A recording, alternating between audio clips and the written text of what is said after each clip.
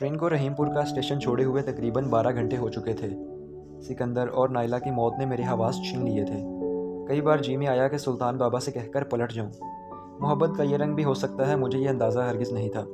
लेकिन फिर सुल्तान बाबा का गहरा समंदर जैसा सकून और सब्र देखकर मैं खुद ही को मलामत करता कि आखिर जो कुछ मुझ पे बीती है वही सब कुछ उनके दिल ने भी तो झेला है, लिहाजा इन्हें मज़ीद परेशान करने से क्या फ़ायदा। जाने ये सब सोचते सोचते कब मेरी आंख लग गई और फिर तब जागा जब सुल्तान बाबा की हल्की सी आवाज़ मेरे कानों से टकराई। सहर मियाँ उठ जाओ, हमारी मंजिल आ गई है। उन्होंने शायद धीरे से मेरा कांधा भी हिलाया था। मैंने एक झटके से आंखें खोल दी। सुबह के 4 बज रहे थे। स्टेशन काफ़ी बड़ा था, लेकिन उस वक्त सुबह से पहले की शदीद धुंध और कोहर में डूबा हुआ था, और उसी धुंध में चलते फिरते कुल्ली और वेडिंग कंडक्टर सभी एक ख्वाब का हिस्सा दिखाई दे रहे थे। हस्बे मामूल ना मैंने सुल्तान बाबा से कोई सवाल किया और ना ही उन्होंने कुछ बताने की कोशिश की।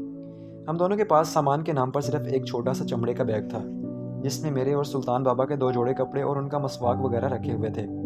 मैं बैग उठाए प्लेटफॉर्म पर उतरा तो सफ़ेद वर्दी में मलबूस एक ड्राइवर पहले ही से हमारे इंतज़ार में वहाँ खड़ा था, और स्टेशन पर लगे बल्ब की पीली रोशनी के दायरों और सफ़ेद धुंध के हवेलों में हमें ढूंढने की कोशिश कर रहा था। हमें देखते ही जल्दी से आगे बढ़ा और सुल्तान बाबा से मुखातिब हुआ। बाबा जी, क्या आप हाजी रज़ाक साहब के मेहमान हैं? मैं आप ही को लेने के लिए आया हूँ। कुछ देर बाद हम ड्राइवर के साथ 80 की दहाई की मॉडल की एक कुशादा मर्सिडीज़ गाड़ी में धुंध बड़ी सड़कों से होते हुए एक बहुत बड़ी हवेली के बैरूनी फाटक से अंदर दाखिल हो रहे थे। हवेली भी कहर में डूबी हुई थी और मरकज़ी इमारत के सामने इतना बड़ा वसी और कुशादा लॉन था, जिसमें उस जैसी 4-6 मज़ीद इमारतें खड़ी की जा सकती थी। लॉन के बीचों बीच एक बहुत पुराना पीपल का दरख्त कुछ अजीब शान बेनियाजी से अकेला इस्तादा था। दरख्त की चारों तरफ सीमेंट का बड़ा सा गोल चबूतरा था, और उसकी सदियों पुरानी शाखों के बीचों बीच एक झूला भी लटका हुआ था। हवेली में दाखिले की रवश को सुर्ख बजरी से पाटा गया था, और यही रवश पोर्च से आगे जाकर अंग्रेज़ी के हरफ डी की शक्ल में हवेली के बैरूनी गेट पर ख़त्म होती थी। दाखिले और बैरूनी दोनों गेटों पर दरबानों की मौजूदगी ये बात ज़ाहिर करती थी कि हवेली के मकीन आने और जाने के 2 मुख्तलिफ गेट इस्तेमाल करते हैं। पोर्च में पहले ही से एक पक्की उम्र का शख्स नफीस शेरवानी और सर पर कराकली पहने चंद नौकरों के साथ हमारा इंतज़ार कर रहा था। हमारे उतरने पर जब उसने तारफ़ और इस्तकबाल किया तो पता चला कि यही मौसूफ़ हाजी रज़ाक साहब हैं। चाय नाश्ते से फ़ारग होने के बाद वो हमें हवेली के अजीमुश्शान ड्राइंग रूम से बाहर ले आए। उनकी नज़र बार बार मुझ पर पड़ती, लेकिन फिर कुछ पूछते पूछते रुक जाते। आखिरकार उनके मेहमान खाने की खूबसूरत एनेक्सी में दाखिल होते वक्त सुल्तान बाबा ने खुद ही उनकी उलझन को रफ़ा कर दिया। रज़ाक साहब, ये अब्दुल्ला मियाँ हैं, ये भी मेरे साथ ही रहेंगे, अगर आपको कोई एतराज़ ना हो। हाजी रज़ाक ने जल्दी से सुल्तान बाबा की बात काट दी। नहीं नहीं जनाब, मेरी क्या मजाल कि मैं कोई एतराज़ करूँ। मैं बस यही कंफर्म करना चाहता था कि साहबजादे भी आपके साथ रहेंगे या उनके लिए कहीं और बंदोबस्त करना होगा। सो बिस्मिल्लाह, आपके साथ रहें, हमारे सर आंखों पर। यह मेहमान खाना या एनेक्सी हवेली की मरकज़ी इमारत के दाहिनी तरफ बैरूनी गेट से तकरीबन मुत्तसिल वाक़या था, और हम इस वक्त शीशे की दीवार से परे जिस बरामदे में बैठे हुए थे वहाँ से भी वह पीपल का पेड़ बिल्कुल सामने नजर आता था। हाजी रज़ाक की बातों से मैं पहले ही अंदाज़ा लगा चुका था कि उनकी सुल्तान बाबा तक रसाई मौलवी खिज़र के तवस्सुत से हुई है, लेकिन हमारी यहाँ आमद का क्या मकसद था? ये अक़दा भी कुछ देर में हाजी रज़ाक की ज़ुबानी खुला। उन्होंने बताया कि वो अपने ख़ानदान समेत 1 महीना 23 दिन कबल इस हवेली में मुंतकिल हुए थे, लेकिन इन 53 दिनों में शायद ही कोई दिन ऐसा हो जो उन्होंने सुकून से गुजारा हो। बकौल हाजी रज़ाक, ये हवेली उनसे पहले भी बहुत से ख़रीदार और किराएदार देख चुके हैं, लेकिन जाने क्यों यहाँ कोई भी चंद रातों से ज़्यादा टिक नहीं पाया। हाजी रज़ाक ऐसी बातों पर ज़्यादा यकीन नहीं रखते थे, और फिर जब करोड़ों की ये जायदाद लाखों के इवज़ बिकने लगी तो वो ख़ुद को इसे ख़रीदने से बाज नहीं रख पाए। उन्होंने करीबन 4 माह कबल ये हवेली ख़रीदी थी, तब ये तकरीबन खंडर हो चुकी थी। उन्होंने दिन रात मज़दूरों को लगवाकर और 4-5 ठेकेदारों की निगरानी में इस खंडर को एक बार फिर से उसकी मौजूदा चमकती दमकती हालत में तब्दील कर दिया था। जिस मेहमान खाने में उस वक्त हम बैठे हुए थे ये नई तामीर थी। इससे पहले यहाँ अंजीर के दरख्तों का एक छोटा सा बाग था, जिसे साफ़ करवा दिया गया था। लाखों रुपए इस हवेली की तज़यीन पर खर्च करने के बाद जिस रोज़ उन्होंने अपने पूरे ख़ानदान समेत पहला कदम इस दालान में रखा, बस वहीं से उनकी मुसीबतों की दास्तान शुरू हो गई।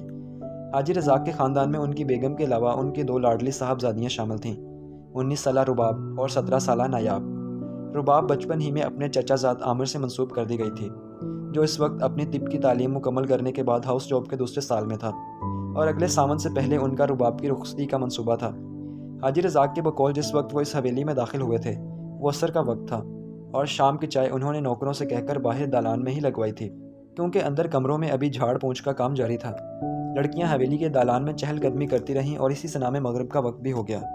उन्हें ख्याल ही नहीं रहा कि छोटी नायाब तो माँ के साथ अंदर की आराइश देखने के लिए जा चुकी है, اور وہ خود آخری سامان لانے والے ٹرک کے ڈرائیور اور منشی کے ساتھ بھاؤتاؤں میں مصروف رہے۔ مگر جب فراغت کے بعد پلٹ کر اندر جانے لگے تو نظر بڑی بیٹی رباب پر پڑی، جو کچھ عجیب سے انداز میں دالان میں کھڑی ہو کر پیپل کے پیڑ کو دیکھ رہی تھی۔ باپ نے آواز دی تو وہ چونک کر پلٹی اور کھوئے کھوئے انداز میں اندر کی جانب بڑھ گئی، لیکن اس کے بعد سے آج تک کسی نے اس لڑکی کو اپنے آپے میں نہیں دیکھا۔ رفتہ رفتہ اس کی حالت بگڑتی گئی، اور اب تو وہ باقاعدہ راتوں کو اٹھ کر اس درخت کے پاس آ جاتی ہے اور باقاعدہ اس سے باتیں کرتی رہتی ہے۔ مستقل بخار کی کیفیت نے اسے اس قدر چڑچڑا کر دیا کہ اب تو اس نے اپنے منگیتر عامر سے بھی بات چیت بالکل بند کر دی ہے۔ حالانکہ ایک وہ وقت بھی تھا جب وہ پہروں بیٹھ کر عامر کا شام کی چائے پر انتظار کیا کرتی تھی۔ حاجی رزاق بیٹیوں کی ایک خاص حد تک آزادی کے قائل تھے، اور عامر تو ان کے اپنے بھائی کا بیٹا تھا۔ وہ خود بھی چاہتے تھے کہ رخصتی سے پہلے لڑکا لڑکی ایک دوسرے کے مزاج کے آشنا ہو جائیں، لیکن اب تو رباب عامر کا نام سن کر ہی غصے سے کانپنے لگتی تھی۔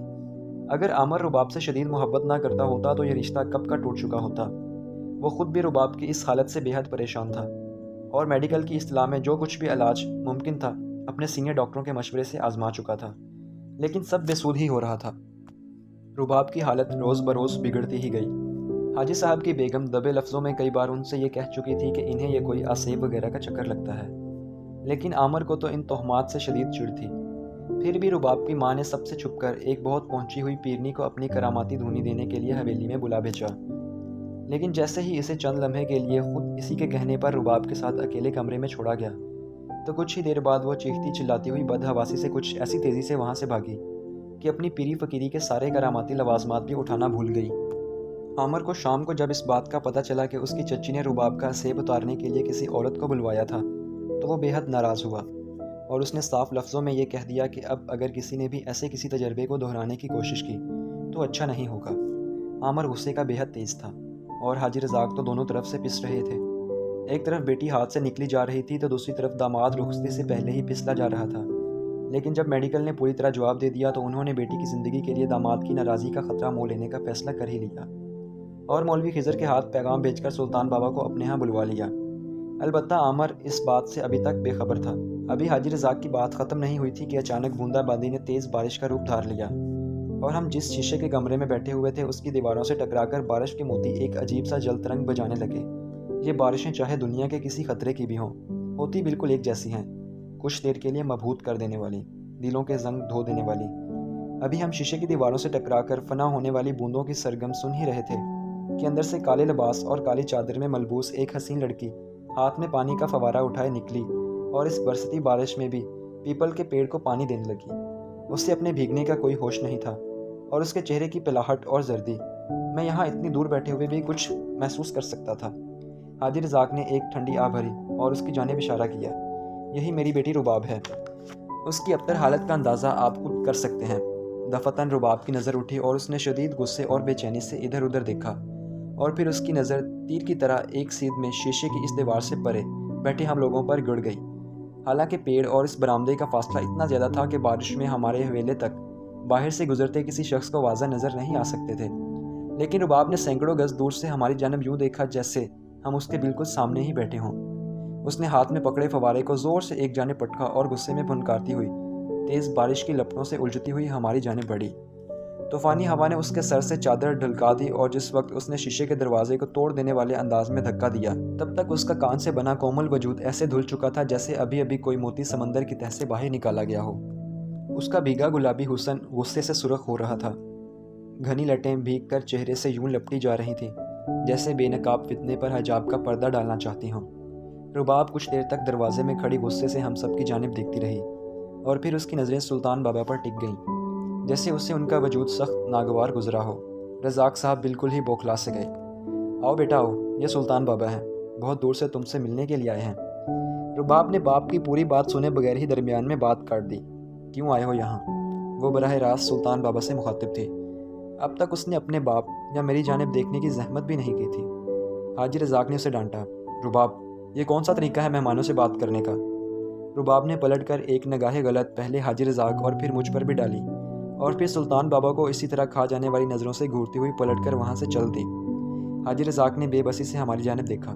معافی چاہتا ہوں، لیکن میں خود بھی بے بس ہوں۔ سلطان بابا نے جو رباب کو دیکھنے کے بعد کسی گہری سوچ میں گم ہو چکے تھے، حاجی رزاق کو تسلی دی کہ اللہ بہتر کرے گا۔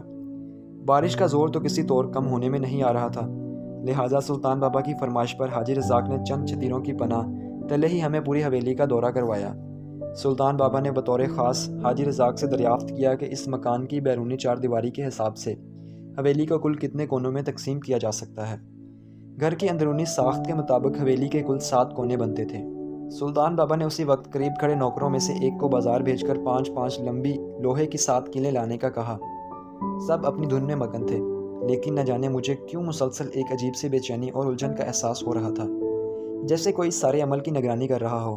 اور پھر جب ہم حویلی کے پچھلے حصے میں باغ کی جانے والے کونوں میں سلطان بابا کی پڑی ہوئی کیلیں ایک ایک کونے میں گاڑ رہے تھے تو اچانک ہی میری نظر رہائشی کمروں کی ان کھڑکیوں کی جانب اٹھ گئی جو یہاں پچھلے باغ کی جانب کھلتی تھیں۔ تب میں نے ان میں سے ایک کھڑکی میں رباب کو اپنی آنکھوں میں خون لیے گھورتے ہوئے دیکھا۔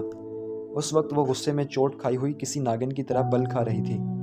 چند لمحے کے لیے ہماری نظریں ٹکرائیں تو مجھے اپنی ریڑھ کی ہڈی میں ایک سرد سی لہر اٹھتی ہوئی محسوس ہوئی۔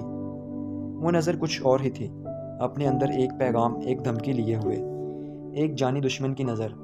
ابھی میں اس ماہ رخ کی نظر کے بیچ ہی میں الجھا ہوا تھا کہ اچانک گیٹ کی جانب سے کسی کار کی اسکریچ کی آواز سنائی دی، اور چند لمحوں بعد ہی ایک وجیح نوجوان غصے میں دندناتا ہوا ہماری جانب بڑھا چلا آیا۔ میں اس کے پہلے جملے ہی سے سمجھ گیا کہ وہ رباب کا منگیتر ہے۔ اس نے چھوٹتے ہی کہا، رزاق چاچا، یہ میں کیا سن رہا ہوں؟ آپ نے پھر کسی ڈھونگی کو رباب کے علاج کے لیے بلوایا ہے؟ میرے لاکھ منع کرنے کے باوجود بھی حاجی رزاق گڑبڑا سے گئی۔ آؤ عمر بیٹا، ان سے ملو، یہ سلطان بابا ہیں۔ میں نے انہیں عمر غصے سے دھاڑا۔ آئی ڈیم کیئر، یہ کون سے بابا ہیں؟ میں یہ پوچھ رہا ہوں کہ یہ یہاں کیا کر رہے ہیں؟ حاجی رزاق کی صورتحال کچھ عجیب سی ہو گئی۔ ان کے داماد نے آتے ہی ان کے مہمانوں کی ڈھونگی قرار دے دیا تھا۔ ایسے میں سلطان بابا نے حاجی صاحب کی مشکل آسان کی اور بولے، کسی کے سچ یا ڈھونگ کا فیصلہ کرنے کے لیے تم نے بہت کم وقت لیا نوجوان۔ ہمیں حاجی صاحب نے نہیں بلوایا، ہم 2 دن کے مسافر ہیں، خود ہی آئے ہیں، کچھ دیر سستا کے آگے بڑھ جائیں گے، ہمیں کسی سے کچھ لینا دینا نہیں ہے۔ عامر براہ راست سلطان بابا کی بات سن کر کچھ مخمصے میں پڑ گیا، لیکن تب تک حاجی رزاق سنبھل چکے تھے۔ انہوں نے ذرا سخت لہجے میں جواب دیا، تم سے ہمیں یہ توقع نہیں تھی عامر میاں، کچھ بھی ہو، مگر میں کسی کو بھی اپنے گھر میں تہذیب کا دامن ہاتھ سے چھوڑنے نہیں دوں گا۔ عامر غصے سے پلٹا اور زور زور سے پاؤں پٹکتا ہوا وہاں سے چلا گیا۔ وہ پورا دن سلطان بابا نے حویلی کے محلے وقوع اور اندرونی جائزے میں گزار دیا۔ شام کی چائے پر حاجی رزاق کی بیگم اور ان کی چھوٹی بیٹی نایاب سے بھی ملاقات ہوئی۔ دونوں بیٹیاں شاید ماہی کا عکس تھیں۔ نایاب بھی اپنی بہن کی طرح لاکھوں میں ایک تھی، لیکن اس وقت بہن کی پریشانی کی وجہ سے خود بھی کملائی سی تھی۔ البتہ رباب سے ہمارا دوبارہ سامنا نہیں ہوا۔ رات کو تنہائی میسر ہوئی تو میں نے سلطان بابا سے استفسار کیا۔ انہوں نے ایک گہری سی سانس لی۔ بڑی آزمائش پڑنے والی ہے سحر میاں، دعا کرنا کہ خدا ہمیں ثابت قدم رکھے۔ میں نے الجھن آمیز لہجے میں پوچھا، کیسی آزمائش؟ اس لڑکی کے ساتھ آخر مسئلہ کیا ہے؟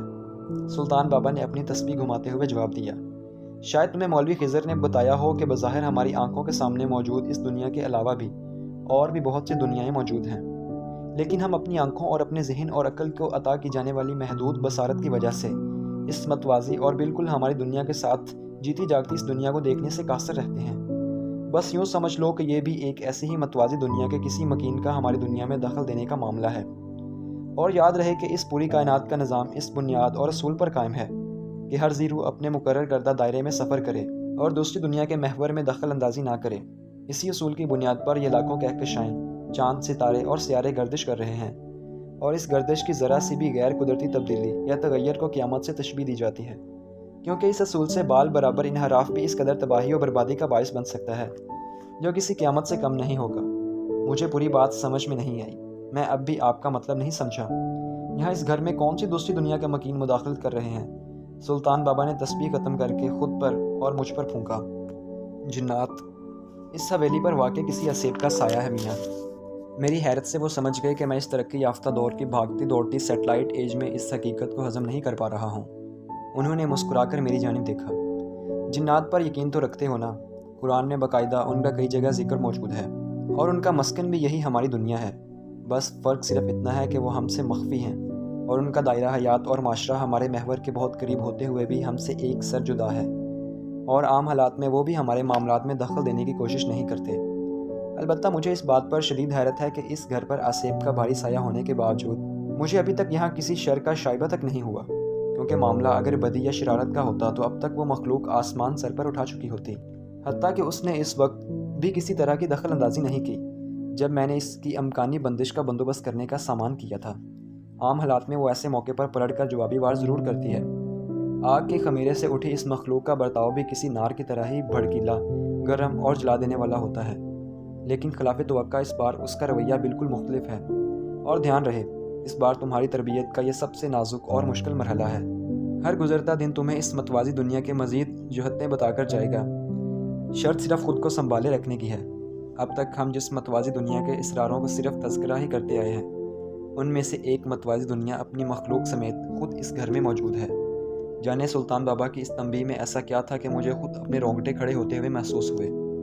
رات دیر تک بستر پر کروٹیں بدلنے کے باوجود نیند میری آنکھوں سے کوسوں دور تھی۔ اب مجھے سمجھ آنے لگا تھا، سکندر اور نائلہ سے ملاقات بھی دراصل میری تربیت ہی کا ایک حصہ تھی۔ لیکن کیسے؟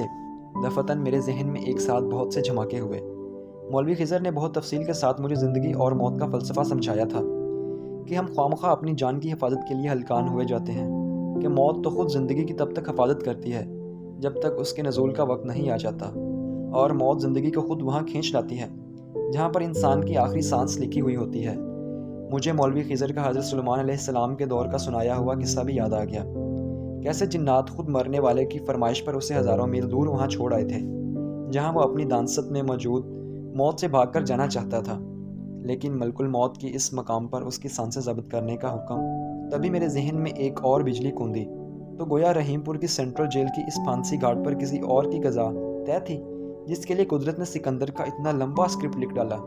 سکندر کی سانسیں تو کب کی گنی چنی تھیں، اس کی موت تو بڑی واضح اور طے شدہ تھی، لیکن نائلہ جو اس پھانسی گھاٹ سے ہزاروں میل دور ایک اجنبی دیش میں بیٹھی ہوئی تھی، اگر وہ واپس اپنے ملک کی فلائٹ لے کر وہاں نہ پہنچتی اور وقت پر پہلے رحیم پور اور پھر جیل تک نہ پہنچ پاتی تو بظاہر اس کی موت کا کوئی امکان بھی نہیں تھا۔ سوچنے کی بات یہ ہے کہ نائلہ کی فلائٹ کیوں مس نہیں ہوئی، ٹرین لیٹ کیوں نہیں ہوئی، اور وہ اس برسدے طوفان سے چند لمحے پہلے رحیم پور تک کیسے آن پہنچی تھی، جبکہ اس کے آنے کے چند لمحے پہلے ہی رحیم پور کا واحد پل بھی برساتی ریلے میں بہہ گیا تھا۔ وہ پل نائلہ کی ٹیکسی گزرنے سے پہلے کیوں نہیں بہا؟ گویا سب کچھ پہلے ہی سے طے شدہ تھا۔ نائلہ کو اپنے شوہر کے قاتل کی پھانسی دیکھنے کے بہانے اس پھانسی گھاٹ تک پہنچنا ہی تھا جہاں اس کی آخری سانس لکھی ہوئی تھی، اور اوپر والے کا اسکرپٹ تو دیکھیے کسی غضب کا تھا، دنیا کو مرنے والے کی موت کا بہانہ بھی فراہم کرنا تھا، لہٰذا اس بہانے کا بھی پورا اہتمام کر لیا گیا تھا۔ سکندر کے ہاتھوں خود اسی کی محبت کے شوہر کو قتل کروا کے اس کی پھانسی کا بندوبست بھی کیا گیا، اور پھر انتقام کی آگ میں جلتی نائلہ کو قاتل کے سامنے لا کھڑا کیا تاکہ نائلہ پہلے تو وہ اسے پہچان کر معاف کر دے اور پھر خود بھی اس کی موت کے جھٹکے کے ساتھ ہی اپنی سانسیں بھی جانے آفریں کے سپرد کر دے۔ اب پتہ نہیں رباب کی اس حویلی میں مجھ پر کون سا بھید اور اسرار کھلنے والا تھا، اس متوازی دنیا کی وہ کون سی پرت تھی جس کا میری اس کمزور وجود پر انکشاف ہونا تھا۔ میں تو سکندر اور نائلہ کے اس پہلے تجربے ہی سے روح کے آخری ریشے تک نڈھال ہو چکا تھا۔ اچانک ہی مجھے لا علمی کے سکون پر رشک آ گیا اور آگہی کے عذاب سے شدید خوف محسوس ہونے لگا۔ مجھے عام لوگوں کی زندگی ایک نعمت لگنے لگی، لیکن آگہی کا یہ راستہ اور دوسری دنیاؤں کے اسرار اور رموز کا یہ راستہ بھی تو میں نے خود ہی چنا تھا۔ کیا اس طرح بیچ راہ میں حوصلہ ہار دینا ٹھیک ہوگا؟ میں انہی سوچوں میں گم تھا کہ ایک کھٹکے نے چونکا دیا۔ رات کا تیسرا پہر شروع ہو چکا تھا اور بارش نہ جانے کس وقت تھم چکی تھی۔ پہلے تو میں اسے وہمہ ہی سمجھا، لیکن پھر دوبارہ ویسی ہی آواز پیدا ہوئی، شاید باہر دالان میں کوئی تھا۔ میرے اور سلطان بابا کے کمرے علیحدہ علیحدہ تھے۔ پہلے میں نے سوچا کہ انہیں بھی جگا دوں، لیکن پھر یہ سوچ کر پچھلی کئی راتوں سے انہوں نے مکمل آرام نہیں کیا، تنہا ہی باہر جانے کا فیصلہ کر لیا۔ جیسے ہی میں نے انیکسی کے شیشے سے بند برآمدے کا دروازہ کھولا تو تیز اور سرد ہوا کے بھیگے جھونکے نے پورے وجود کو جھرجھرا سا دیا، اور تبھی وہ گھنگھراؤں کی جھنکار جیسی تیز سرگوشی پہلی مرتبہ واضح طور پر میرے کانوں سے ٹکرائی۔ مجھے یوں لگا جیسے کسی نے میرے کان کے بہت قریب اور دھیرے سے کہا، یاقوت۔ ہاں، یہی لفظ تھا۔ سرگوشی کا لب و لہجہ عربی اور انتہائی نستعلیق نہ ہوتا تو شاید میں بھی اردو والے یاقوت اور لفظ یاقوت میں فرق نہ کر پاتا، لیکن آخری حرف توئیں کی گردان اتنی صاف اور واضح تھی کہ میں نے گھبرا کر پلٹ کر دیکھا، لیکن وہاں دور دور تک میرے سوا کوئی نہیں تھا۔ البتہ سرگوشی اتنے قریب سے کی گئی تھی کہ مجھے ابھی تک اپنے کان کی لو کسی کی گرم سانس کی حدت سے پگھلتی ہوئی محسوس ہو رہی تھی۔ میں ابھی سے مخمصے کا شکار تھا کہ دفعتاً میری نظر دور دالان میں چلتے ہوئے کسی سائے پر پڑی۔ ارے یہ تو رباب تھی، لیکن اندھیری رات اور سناٹے میں وہ اس وقت ننگے سر بال کھولے کیا کر رہی تھی؟ وہ اس وقت بھی اس کالے جوڑے میں ملبوس تھی، اور اس کا محتاب چہرہ اس وقت بھی کسی چاند کی طرح چمک رہا تھا۔ میں برآمدے کے سامنے راہداری کے ستون کی اوٹ لے کر اسے دیکھتا رہا۔ رباب کسی معمول کی طرح چلتی ہوئی پیپل کے پیڑ کے سامنے آ کر کھڑی ہو گئی۔ اس کے حویلے کی غیر واضح حرکتیں یہ ظاہر کر رہی تھی کہ وہ وہاں کسی سے محو گفتگو تھی۔ میں ستون کی اوٹ سے نکل کر دھیرے دھیرے چلتے ہوئے درخت کے بالکل قریب پہنچ گیا۔ مجھے یہاں سے دھند اور قہر میں لپٹی رباب کا چہرہ تو واضح نظر نہیں آ رہا تھا، لیکن اس کی آواز بالکل واضح سنائی دے رہی تھی۔ وہ کسی سے مخاطب تھی۔ نہیں، بہت انتظار کر لیا میں نے، اب مجھ سے مزید صبر نہیں ہوتا۔ تم ہی بتاؤ یہ کہاں کا انصاف ہے کہ تم تو مجھے دیکھ سکو جب بھی تمہارا دل چاہے، مجھے اپنی نظر سے نہار نہیں سکو گے، لیکن میرا من تمہیں دیکھنے کے لیے یوں ہی ترسا رہے، تڑپتا رہے۔ میں بھی تمہیں دیکھنا چاہتی ہوں یاقوت، میں بھی تمہاری ایک جھلک پانے کے لیے ترس رہی ہوں، پل پل مر رہی ہوں۔ میرے صبر کو اور مت آزماؤ، ورنہ اب میں واقعی تم سے روٹھ جاؤں گی۔ یہ رباب کس سے باتیں کر رہی تھی؟ جواب میں کسی نے کچھ کہا یا نہیں، میں سن نہیں پایا، کیونکہ اچانک ہی مخالف سمت کی بہت تیز آواز چل پڑی، اور جب ہوا کی لہر رکی تو میں نے بے چینی سے پہلو بدل کر کچھ سننے کی کوشش کی، لیکن اب پھر رباب بول رہی تھی۔ نہیں، اور کتنا چھپو گے مجھ سے؟ بس اب اور نہیں سہا جاتا مجھ سے یہ آنکھ مچولی کا کھیل۔ دیکھو کیا حالت ہو گئی ہے میری، میں اتنی سخت جان نہیں ہوں یاقوت، میں مر جاؤں گی، رحم کرو مجھ پہ۔ رباب کی حالت بالکل بھکاریوں جیسی ہو رہی تھی۔